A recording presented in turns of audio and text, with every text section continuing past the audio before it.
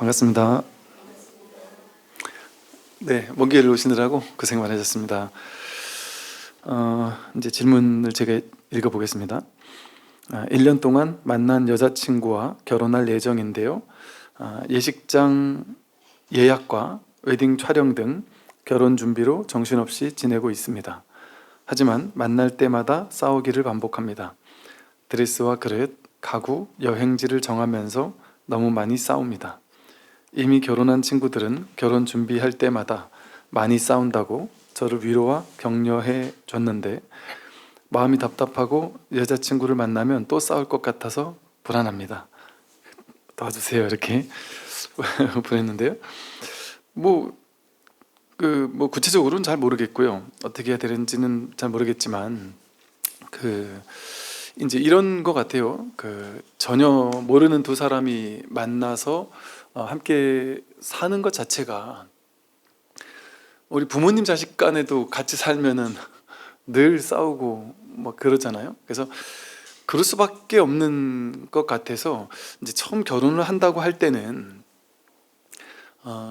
요즘 이제 혼자 사는 남자, 혼자 사는 여자들이 많잖아요. 이렇게 혼자서 뭐 이제 서울에 보면 뭐 오피스텔이니 원룸이니 이렇게, 요즘에는 오피스텔 이런 데도 막 시설도 좋고 깔끔하고 혼자 살기에 아무 문제가 없이 딱 정리되어 있는 곳에서 직장 갔다가 혼자 사는 집에 와서 하고 싶은 거 다 하는 거죠. 막 게임할 사람 게임하고 밤새 게임하든, 남의 터치 안 받고 신경 안 쓰고 내 혼자 하고 싶은 거 다 하며 사는 거죠. 이러던 사람들이 이제 사랑하는 사람이 생겨서 그냥 막연히 남들 다 하는 거니까 나도 결혼해야지 하는 마음으로 별 생각 없이 결혼을 할 수도 있을 것 같아요. 그렇게 그냥 툭 하다 보면 자기는 옛날에 살던 게 기억나는 거죠. 자유롭게 사는 게, 내가 하고 싶은 거 다 하고, 야 나도 하고 싶은 거 다 할 테니까 니도 하고 싶은 거 다 해 그러면서 이제 살 수도 있겠으나, 이제 서로 다른 사람이 만나는 것 자체가, 연애할 때야 잠깐 만나고 헤어지니까 모르겠지만 같이 살게 되면 그냥 늘 같이 붙어 있는 것 자체가 당연히 이제 서로 맞춰가는데 시간이 필요하겠죠. 맞춰가는데 시간이 필요한데, 이때 가장 중요한 점이 뭐냐면, 우리가 낯선 회사에 들어갈 때도 그렇고, 또 우리가 누군가와 어떤 인연을 맺을 때도 가장 중요한 게 이 점이죠. 가장 중요한 거는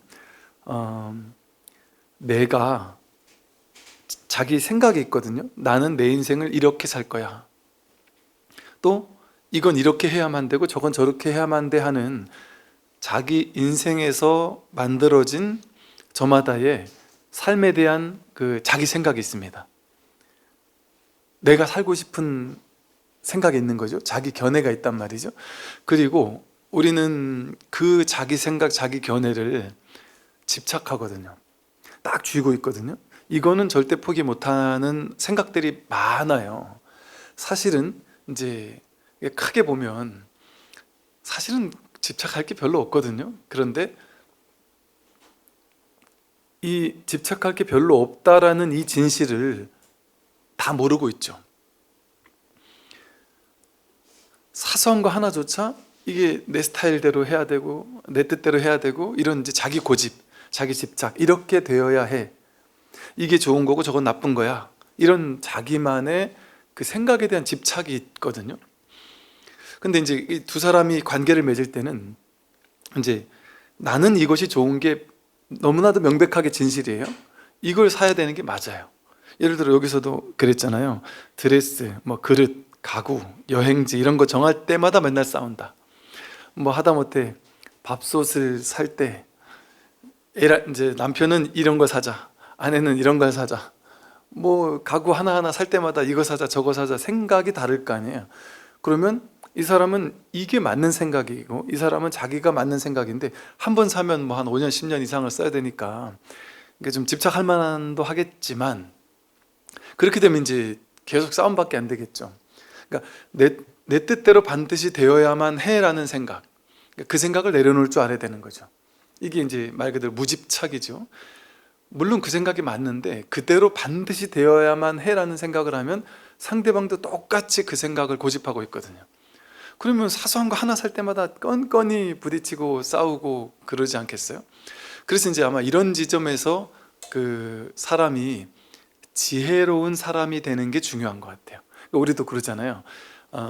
남편감, 아내감을 데리고 온다 할 때 부모님들이 하는 말이 제일 중요한 게 지혜로운 사람을 데려와야 된다, 이런 얘기를 하잖아요. 그럼 우리는 지혜로운 사람이 도대체 뭐지? 도대체 뭐가 지혜로운 사람인지 잘 모른단 말이에요. 그런데 지혜로운 사람은 똑똑한 사람이 지혜로운 사람인 것이 아니라, 똑똑한 사람이 자기가 똑똑하기 때문에, 많이 알기 때문에 똑똑한 거에 집착하기가 쉬워요. 왜냐하면 똑똑하면 내가 많이 알고 내가 아는 게 맞다라는 생각에 집착을 하거든요. 그러니까 똑똑하기만 한 사람은 명확히 어리석은 사람이기가 쉽습니다. 자기 똑똑함에 집착을 하게 됐을 때. 그런데 똑똑하면서도, 내가 아는 건 많으면서도 자기 생각에 과도하게 집착하지 않는 사람이 있어요. 그러면 내 생각에 과도하게 집착하지 않게 되고 상대방의 견해에 마음을 여는 사람이 있단 말이죠. 나는 이게 절대적으로 옳은데 저 사람은 저게 나랑 똑같이 옳을 수도 있구나. 그걸 아니까 내 생각만을 고집하지 않고 상대방을 향해서 마음을 열고 들어주는 거죠. 그래서 지혜로운 사람은 어떤 사람이냐면, 똑똑한 사람이랑 전혀 상관없고요, 자기 생각에 집착하지 않는 사람이 지혜로운 사람입니다. 무엇을 하든 자기 생각에 과도하게 집착하지 않는 사람. 근데 과도하게 집착하지 않고 마음을 열고 있는 거죠. 그러면 어떤 결정을 내릴 때 나는 이런데 저 사람은 어떤 생각을 할지를 이제 진심으로 마음을 열고 묻게 되겠죠. 근데 이제 고집이 있는 사람, 집착하는 사람은 어떻게 묻냐 하면, 묻는 건 형식이에요. 그냥 뭐 할래 이렇게 묻고 나서 뭐 먹으러 갈래? 이게 형식적으로 묻긴 묻는데, 짜장 이러면 저 중국식은 조금 그런데, 그러면 뭐 무슨 뭐 매콤한 뭐를 먹으러 갈까? 매콤한 건 조금 그렇고, 그러면 어디 뭐 국을 먹으러 갈까? 국 말고 결국에는 자기 원하는 대로 하는 거죠.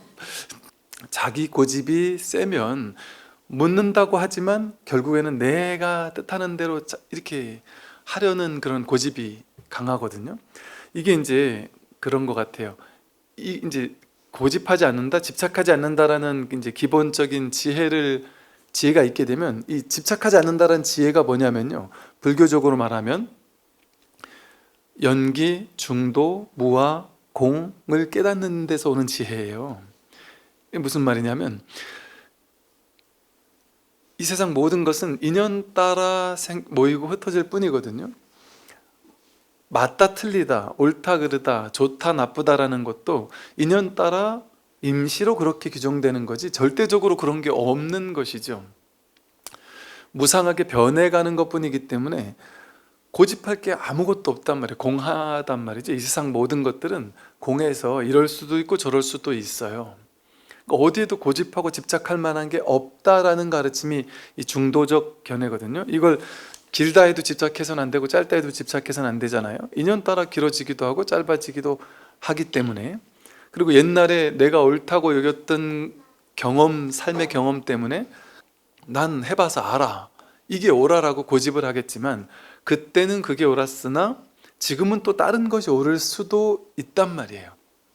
그런데 삶의 경험을 통해서 배워왔던 지식, 그걸 이제 식이라 그러거든요. 12연기에서 보면 무명, 행, 식이라고 하는데, 이 어리석은, 집착하는 어리석은 생각 때문에 어떤 행위에서 만들어진 분별 의식이 절대적으로 옳은 거라고 생각한단 말이에요. 근데 괴로움을 소멸하려면 무명을 멸하고 행을 멸하고 식을 멸해야 되거든요. 과거 경험에서 만들어진 분별 의식이라고 할지라도 거기에 대해서 집착을 내려놓을 수 있어야만 괴롭지 않다는 거예요. 그게 12연기의 멸한다는 거거든요.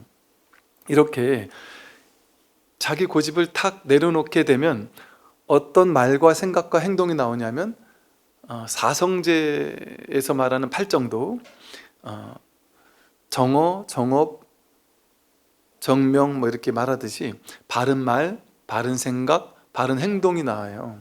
이게 바른 말, 바른 생각, 바른 행동이 뭐냐면 과도하게 집착하지 않는 데서 오는 언어가 있습니다. 과도하게 집착하면 자식에게 뭐 잘못했을 때 너 하지 말라 그랬지 하면서 이렇게 화나는 말이 나와요. 그런데 그건 해도 되고 하지 않아도 되는데 안 하는 게 좋지. 과도한 집착이 없으면 과도한 언어가 나오지 않는 거죠. 상대방과 대화할 때도 절대적으로 내 생각이 옳다는 생각이 있으면 말도 좀 거칠게 나오거나 자기 주장을 세게 하기 쉽거든요. 근데 과도하게 집착하지 않고 무상고무하라는 것을 좀 아는 지혜가 있으면 저절로 정어가 나오는 거예요. 바른말. 바른말에는 애어라고 하듯이 사랑이 가득한 말, 그리고 그 말 자체에 고집이 없어요. 여러분, 그 말투에 고집이 없는 말투가 있죠. 자기 생각에 대한 고집과 집착이 없을 때는 말투가 부드러워져요. 그리고 상대에 대한 배려가 녹아있어요, 그 말투 속에. 그런데 반드시 이래야 된다, 반드시 저래야 된다라는 집착과 고집이 강할 때 그 말투부터가 세게 나오거든요. 특히나 이제 부부관계나 자식들과도 마찬가지일 거예요. 어느 정도 내 과도한 집착, 심지어 나의 삶의 방식을 좀 바꾸는 한이 있더라도 그 집착을 좀 내려놓는, 그래서 아무리 옳은 것도 과도하게 옳다라는 생각을 쥐고 있는 것이 어리석은 사람이에요. 그걸 좀 내려놓게 되면 좀 이제 이렇게 살아가는 데 있어서 좀 그래도 좀 맞춰가고 서로 이해하고 하는 데 있어서 좀 더 좋아지지 않을까 하는 생각을 해봅니다. 그럼 오늘 이제 육주단경 보겠습니다. 지난번에 102쪽이었는데요. 이 개송을 설하시면서 이 개송은 돈교이며 물로 깨닫는 가르침이며 큰 진리의 배라고 부른다 라고 했고요. 어리석게 들으면 몇 겁이 걸리겠지만 깨닫는다면 찰나 사이에 곧장 드러난다고 했습니다. 이 공부는 어리석게 들으면, 법문을 1년, 2년, 3년 들었더라도 어리석게 들으면 몇 겁이 걸릴 수도 있다. 이 공부가 이제 그런 분들 계셔요. 법문을 듣긴 듣는데 어리석게 듣는 분들이 계세요. 그러면 뭐라 그래요? 몇 겁이 걸린다 그랬어요. 이 법문 듣는 자세가 정말 중요합니다. 어리석게 들으면 몇 겁이 걸려요. 그럼 뭐가 어리석게 듣는 것이냐? 아까 똑같아요. 자기 생각에 대한 이 법문 들을 때는 어떤 자세를 해야 되냐면, 첫째, 법문 들을 때는 내가 자기 생각, 자기 고집을 내려놓고 들어야 돼요. 저 스님이 하는 법문을 내가 내 식대로 해석해서 저건 맞고 저건 틀렸어, 저 스님 저 말은 내가 받아들이고 저 말은 안 받아들일 거야, 내가 소화 안 되니까 저건 틀렸고 내가 소화되는 거 저건 맞아, 우리는 전부 다 이렇게 들을 수밖에 없어요. 그러니까 보통 우리가 책을 한 권 읽잖아요. 그 책을 읽었다고 생각하잖아요. 사실은 책을 읽지 못합니다. 사람들은 거의 책을 못 읽는 것과 비슷해요. 무슨 말이냐면, 책을 읽는데 이거를 자기 생각의 기준을 가지고 취사 선택해서 읽어요. 그러니까 내 생각과 맞다 싶은 것들은 맞아 그리고 쏙 받아들이고, 내 생각에 좀 아니다 싶은 것들은 이건 틀렸어 하고 이렇게 뇌에서부터 아예 걸러버리는 거예요. 이건 틀린 생각이다 하고. 그렇게 들으면 그 책이 의도하는 바에 대해서 완전히 흡수할 수 없겠죠. 또 내가 아무리 옳은 생각이라 할지라도 내 견해에 맞지 않으면 벽을 친단 말이에요. 그러면 그 책에서 얻을 수 있는 게 좀 줄어들겠죠. 근데 물론 이제 이 세상의 세속적인 지식을 전달하는 책이라면 또 그렇게 들을 수도 있을 거예요. 그런데 이 마음 공부, 불법 공부, 이 깨달음 공부에 대해서는 여러분들이 완전히 마음을 열고 자기 생각을 내려놓고, 막히거나 모르는 얘기나 저 스님 말이 도저히 소화 안 되는 게 있다면 그때 왜 나는 소화가 안 될까? 왜 모를까? 하고 그 모를 뿐에 딱 부딪혀서 저 부처님 말씀, 저 스님의 말은 맞아. 그런데 내가 소화가 안 된다면 내가 틀린 걸 거야 하는 열린 마음으로, 도대체 저게 왜 나는 소화가 안 될까? 하는 그 궁금한 마음을 가지고 안고 들어야 돼요. 그렇기 때문에 법문 들을 때는 그 스승을, 첫째가 그 법문을 듣기 전에 그 스승을 선택하는 안목이 먼저 있어야 돼요. 그래야 내가 완전히 내 생각을 내려놓고 저 말이 100% 맞다라고 인정하고 들을 수 있잖아요. 그래서 이 불교에서는 사실은 스승 제자라고 할 게 없어요. 모두가 평등해요. 이 법에서는 여러분도 부처고 부처님도 석가모니 부처님도 부처고 다 평등한 부처란 말이에요. 그러니까 정말로 말하면 스승 제자라는 이런 그 프레임 이런 것들에 우리가 얽매일 필요가 전혀 없습니다. 그럼에도 불구하고 스승님이라는 어떤 룰을 만들어내고 어떤 제자라는 어떤 이런 겉모습의 이런 모습을 만들어낸 이유는 그런 상에 빠지란 얘기가 아니에요. 진짜 지혜로운 스승 제자는 가르치는 동안은 스승으로서의 엄하게 딱 가르치지만 이 사람이 어느 정도 딱 도착하잖아요. 어느 정도 공부가 되잖아요. 그러면 그때는 스승 제자가 끝나버리는 거예요. 임시방편이란 말이죠. 왜 이렇게 하느냐?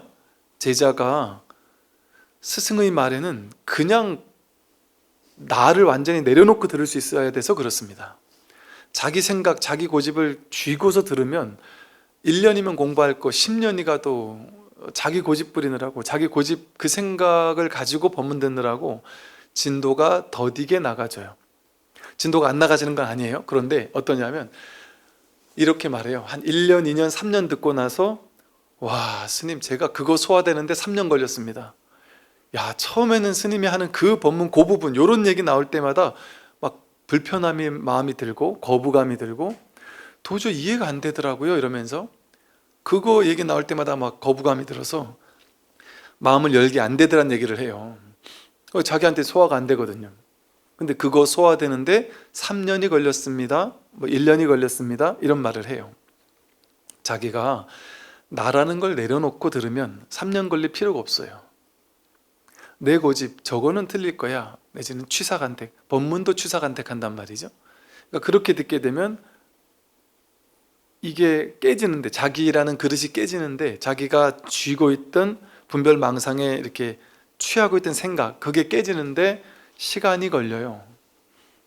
그러니까 그래도 안 되는 건 아니에요. 그래 꾸준히 법문 들으면 또 되긴 되는데 자기 고집을 내려놓지 못하면 법문이 자기에게 와닿지 않습니다.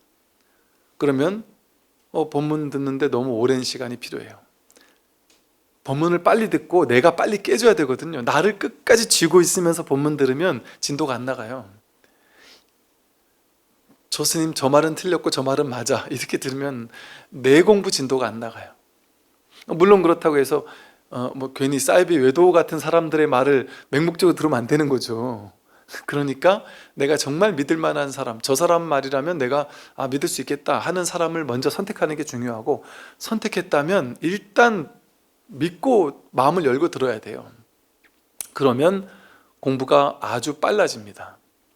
자기 생각을 가지고 이렇게 들으면 안 된다.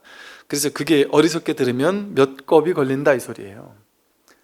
왜냐하면 자기 분별 의식 가지고 들으면 이 무분별지가 원래가 법문은 자기 생각으로는 소화 안 되는 걸 법문이라고 하는 거예요. 처음 법문 듣는 사람은 전부 다 소화가 안 돼요. 이해가 안 돼요. 그걸 듣는 거예요. 왜? 이것은 무분별지니까 분별로 이해되지 않는 얘기를 하고 있는 거란 말이에요. 근데 어쩔 수 없이 여러분들을 이 공부에 좀 가까이 오게 하기 위해서 이해되도록 좀 논리적으로 우리 기존 분별심도 이해될 수 있는 방향에서 이해되는 쪽으로 이제 설명은 하고 있지만 그건 방편이에요. 사실은 이해될 수 없는 얘기예요. 그러니까 이해되지 않는 부분이 나올 때 거기서 이해되지 않는 채 콱 막혀 있어야지. 왜 나는 모를까? 왜 난 이해가 안 될까? 저 말은 옳을 건데 부처님 말씀이고 선사스님들의 말이었으면 그 말씀은 옳을 거야. 내가 틀린 걸 거야. 내가 부족해서 이해가 안 되는 걸 거야. 이렇게 인정하고 들어가서 들어야 돼요. 그러면 머지않아 자기가 깨어져 나가요. 자기가 고집부리던 분별망상이 깨져 나가요. 이게 파사현정이라고 하듯이 내 분별의식, 내가 고집하던 그 생각 분별들이 깨져 나가야만 자기가 지혜롭게 다시 태어나게 돼요. 지혜롭게 자신의 어떤 망상들이 깨져 나가게 돼요. 그래서 이 법문 들으러 오는 것은 내 생각이 옳았구나 이걸 확인받으러 오는 게 아니에요. 내 생각이라는 게 사라져야 돼요. 내가 옳다는 그 모든 생각이 싸그리 다 깨지기 위해서 오는 곳이 법문 들으러 오는 곳이에요. 절에서는 자기 생각 깨러 오는 거예요. 자기 고집 더 강화시키려 오는 게 아니고. 그래서 공부하면 공부할수록 더 멍청해지는 것 같이 느낌이 들 수도 있어요. 명쾌하게 이건 옳고 저건 틀려 이렇게 고집 부리지 않아요. 자기 생각에 대해서도. 그러니까 고집이 사라지니까 사람이 유연해지죠. 고집불통 같은 생각이 사라지죠. 그러니까 마음을 열고 듣게 돼요. 모든 사람에 대한 이야기들도. 하심하게 되고 겸손해지고, 그러면서 생각이 없는 게 아니라 더 지혜로워집니다. 이렇게 어리석게 들으면 몇 겁이 걸릴 수도 있겠지만 깨닫는다면 찰나 사이에 곧장 드러난다. 문득 자기가 완전히 무너지는 순간, 자기 아상에고가 문득 무너질 때, 그때 내가 나라고 여기던 그 몸과 마음이라고 하는 색수상행식이 나다라고 생각했던 그 망상이 한 번 문득 무너져 나간단 말이죠. 그러면서 진짜 자기 자신이 드러난단 말이에요. 이 말을 표현하니까 진짜 자기라고 하는데 진실이 드러난단 말이죠. 진짜 있는 게 뭔지, 지금까지 내가 있다고 여겼던 모든 것들, 나와 세계라고 여겼던 모든 것들이 진짜 있는 게 아니었구나. 그 인연 따라 임시로 생겨났다 임시로 사라지는 무상하고 무아인 것이구나. 고정된 실체적 자아가 아니었구나. 이 사실이 드러나는 거예요. 무상무아가 드러난단 말이에요. 그러면 진실이 드러나는 것이죠. 허망하게 왔다 가는 것들, 생사법, 생겨나고 사라지는 모든 것들이 실체가 아니구나라는 사실이 드러난단 말이에요. 이 공성이 자각된단 말이죠. 그러고 나면 어떤 일이 벌어지느냐? 이 몸과 마음, 나와 세계가 내가 아니다라는, 생겨나고 사라지는 내가 보고 듣고 느끼고 알 수 있는 모든 대상들, 내 몸을 포함해서 내 생각, 느낌, 감정, 내 성격, 개성, 나와 세계, 이 모든 것을 포함해서 내가 있다고 느꼈던 모든 것들이 정말로 있는 것이 아니었구나. 인연 따라 연기적으로 임시적으로 생겨나고 사라질 뿐인 것이구나. 이걸 나라고 여기는 허망한 망상이 깨져나간단 말이에요. 그러면 그 모든 것이 다 깨져나가는 것을 이제 우리가 정멸이다, 뭐 공하다 이렇게 설한단 말이에요. 그럼 공한 것을 깨달으니까, 무상과 무아를 깨달으니까 아무것도 없습니까? 부처님께서 무상과 무아를 깨달았더니, 해탈 열반의 자리에 이르렀더니 부처님이 사라지셨나요? 아니에요. 열반 해탈했다고 해서 그 죽는 게 아니에요. 부처님이 없어진 게 아니잖아요. 부처님이 아무 행동도 안 하신 게 아니잖아요. 내가 죽어 없어지는 게 아니에요. 완전히 내가 깨져나갔는데 그럼에도 불구하고 삶은 계속되죠. 인연은 계속됩니다. 즉 내가 있다고 여겼던 모든 것들, 우리가 보통 나 있음, I am, 뭐 I am that I am 이런 표현을 쓰잖아요. 진짜 자기가 누구냐 이거예요. 진짜 자기는 I am, 있음이란 말이에요. 나 있음. 뭐가 있냔 말이에요. 진짜 있는 게, 우리는 몸과 마음을 나라고 여겨서 내가 여기 이렇게 있지 이렇게 생각했잖아요. 이 몸과 마음이 있는 거라고 생각했단 말이에요. 근데 이 몸과 마음은 있는 게 아니에요. 인연 따라 임시로 생겼다 임시로 사라지는 거지. 근데 이 있다고 여겼던 모든 것들이 다 무너진단 말이에요. 공으로 돌아간단 말이에요. 그런데 그때 문득 모든 것이 확 와락 무너졌는데도 불구하고 여전히 남아있는 게 있어요. 있는 게 있단 말이에요. 이 있음, 몸이 내가 아니고 느낌, 생각, 의지, 의식이 내가 아님에도 불구하고 이렇게 여전히 듣고 있어요. 듣는 무언가가 있죠? 듣잖아요. 우리는 생각을 따라가면 나가 있고 내 몸이 있고 눈, 귀, 코, 혀몸 뜻이 나에게 있어서 내 귀가 소리를 들었지라고 해석 분별하잖아요. 귀가 소리를 들었지라는 분별심, 그게 18개의 분별이에요. 부처님은 나와 세계라고 여기는 모든 것은 눈, 귀, 코, 혀몸 뜻 육근과 색상의 미촉법 육경, 거기에 대한 접촉에서 안식, 이식, 비식, 설식, 신식, 의식이 나타난다 해서 18개라는 게 나타나는데 그 18개가 공하다 이랬어요. 즉 18개가 나타나서 있다고 느껴지는 것, 눈 깊고 헤멈듯이 색성의 미축법을 접촉할 때 촉식, 있음이 등장한단 말이에요. 있다라는 망상이 일어난다는 거예요. 근데 그게 주관과 객관이라고 하는 18개가 연기작용을 일으켜서 있다라는 망상이 일어났다는 거예요. 그런데 그런 건 없다는 거죠. 반야심경에서 무안이비설신의 무색성형 미촉법 무안계 내지 무의식계라고 하는 게 주관계와 객관계와 의식계라는 것이 인연 따라 있는 것처럼 드러났을 뿐이지 그건 있는 것이 아니라는 소리예요. 그게 다 없다는 거잖아요. 그러니까 18개라는 연기작용이 있다라는 망상을 일으켰던 거예요. 그러니 내가 저 소리를 듣는다, 이게 18개잖아요. 내가 저 소리를 듣고 듣는 의식이 일어나는 거예요. 저건 종소리구나, 좋은 소리구나, 나쁜 소리구나. 이게 18개라는 허망한 분별 망상이에요. 그러면 18개를 제거하면 어때요? 12연기에서 무명, 행식, 명색, 유깁, 식, 명색, 유깁, 촉, 이걸 다 제거해야 된다 그러잖아요. 그래야 괴로움이 사라진다 그런단 말이에요. 그 말이 무슨 말이냐면 내가 저 소리를 듣는다라는, 내가도 분별이고 저 소리도 분별이고 듣는다도 분별이고 들으니까 어떤 소리가 생겨났다라는 그 분별 의식도 분별이란 말이에요. 그게 다 망상이라는 소리예요. 그럼 이걸 다 제거했어요. 나도 저 소리도 듣는다는 것도 듣는 분별도 사라졌는데도 불구하고 이건 여전히 있죠. 이 소리라고도 할 수 없어요. 소리라는 것도 언어라는 분별이잖아요. 근데 여러분, 나와 세계가 없는 상황에서도 부처님에게도 이건 똑같이 있잖아요. 이게 있는 거죠. 진짜 있는 거잖아요. 나와 세계가 사라져도 이건 있단 말이에요. 이건 있단 말이에요. 깨닫고 나도 배고프단 말이에요. 배고플 땐 밥 먹어야 된단 말이에요. 목마를 땐 물 마셔야 된단 말이에요. 이 소리 들린단 말이에요. 지금까지 여전히 할 건 다 한단 말이에요. 부처님이 열반하셨다고 해서 열반하니까 정멸이라고 하니까 부처님은 정멸로 돌아가셨구나. 그럼 부처님 돌아가셨습니까? 부처님이 사라졌습니까? 그게 아니란 말이에요. 부처님은 몸과 마음, 나와 세계라고 하는 이 가짜나 분별의식에 나와 세계라고 하는 18개의 분별의식의 자아를 소멸한 분이에요. 그랬더니 진짜 있는 게 뭔지 진실이 드러났단 말이에요. 진짜 있는 게 뭐냐? 이게 진짜 있는 거예요.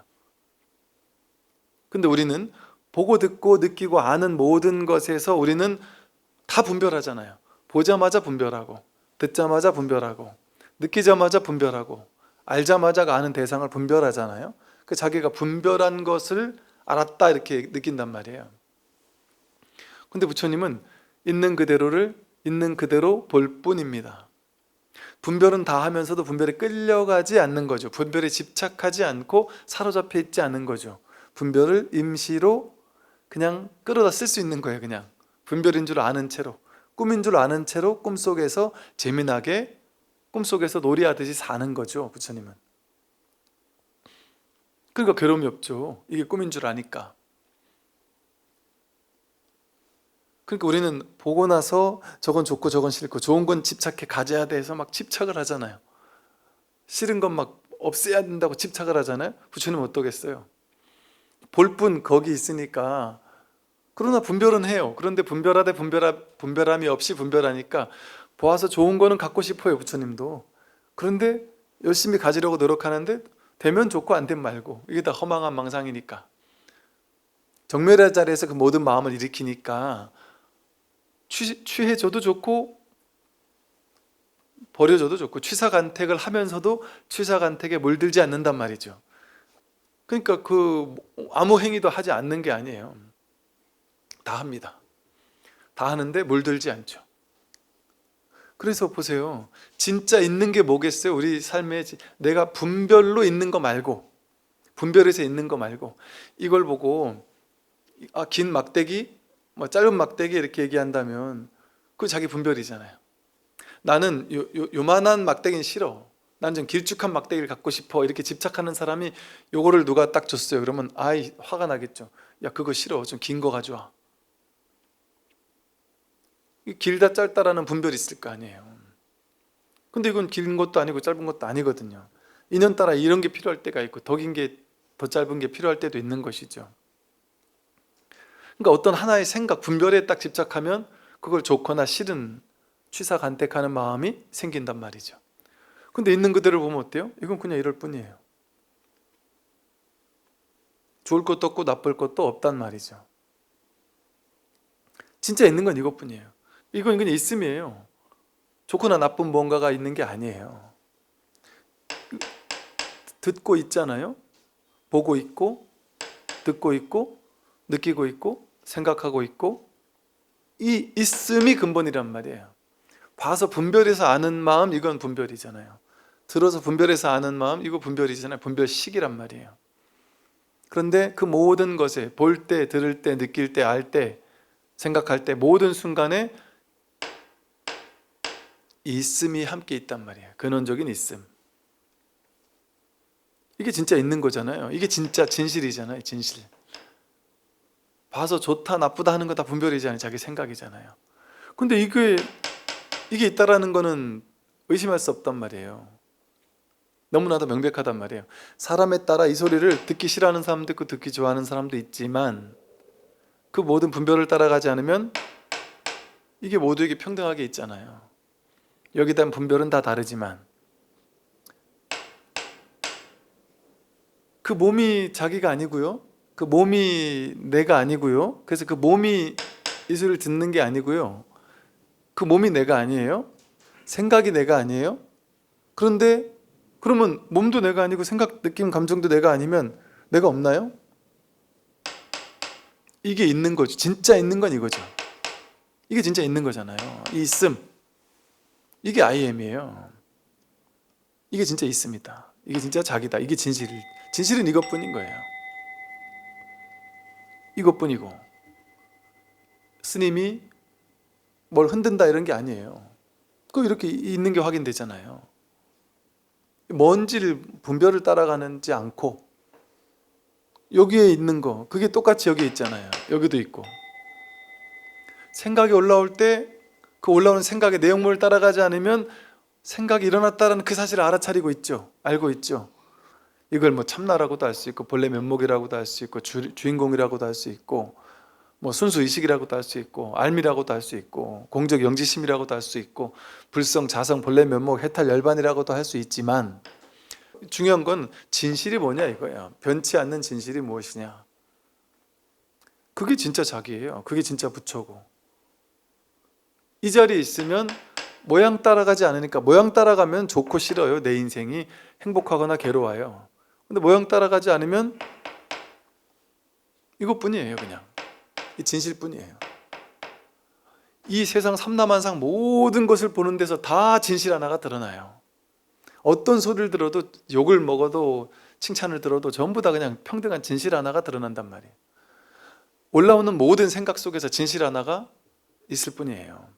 그런 생각이 따로 있는 것이 아니라. 그러니까 이 통으로 이것뿐, 이 통으로 마음 하나뿐 일심 이렇게 표현하는 것이죠. BTN 불교 TV의 모든 방송들 하나하나는 여러분들의 작은 정성으로 제작되고 있습니다. 많은 동참을 부탁드립니다. 선물하십시오. 조선 후기 국어 어원을 해석한 문헌 동원교략을 보면 사승의 중국 발음이 스을한 점으로 미루어서 사승이 스승의 어원이라고 하더군요. 그리고 이 사승이 변해서 스승이 되었고 사님이 스님이 되었다고 합니다. 그러니까 스승은 스님을 높여 부르는 사승에서 온 말이라는 것이죠. 5월 15일은 부처님 오신 날이면서 동시에 스승의 날입니다. 스님의 날이기도 하겠네요. 또한 한글을 창제한 세종대왕께서 태어나신 날이기도 합니다. 세종대왕은 한글 창제 이외에도 과학, 경제, 국방 등 많은 분야에서 업적을 남기셨죠.